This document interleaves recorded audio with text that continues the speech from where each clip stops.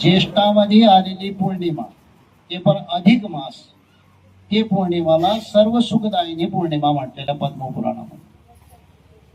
आणि ते पौर्णिमाचं संकल्प जर आपण करून जर उपवास केला आणि नामजप केलं गुरुमंत्राचं किंवा ओम नमो भगवते वासुदेवाय, आणि संध्याकाळी उपवासाचं व्रत संकल्प सोडून जर भगवंताची पूजा करून निवेद दाखवून आपण उपवास सोडलं आणि जे इच्छा आपण मागितली असेल, पद्मपुराणामध्ये सांगितलं की 6 महिन्यामध्ये ती इच्छा पूर्ण होतात.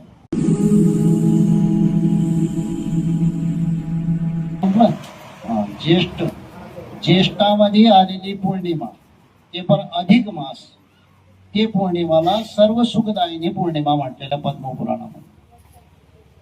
आणि ते पौर्णिमाचं संकल्प जर आपण करून जर उपवास केला आणि नामजप केलं गुरुमंत्राचं किंवा ओम नमो भगवते वासुदेवाय, आणि संध्याकाळी उपवासाचं व्रत संकल्प सोडून जर भगवंताची पूजा करून निवेद दाखवून आपण उपवास सोडलं आणि जे इच्छा आपण मागितली असेल, पद्मपुराणामध्ये सांगितलं की 6 महिन्यामध्ये ती इच्छा पूर्ण होतात.